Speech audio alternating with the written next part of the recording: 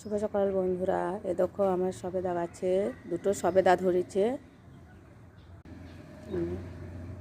এই যে আমার পেয়ারা গাছ, এখানে পেয়ারা গাছটা লাগিয়েছিলাম, ছোট ছিল, কত বড় হয়ে গেছে দেখতে পাচ্ছ। এ দেখো আমার গোলাপ গাছে কত সুন্দর বড় বড় গোলাপ ফুল ফুটেছে। এটা হচ্ছে লাল গোলাপ। এই দেখো বন্ধুরা আমার চন্দ্রমল্লিকা গাছে কত চন্দ্রমল্লিকা ফুল ফুটেছে দেখতে পাচ্ছ।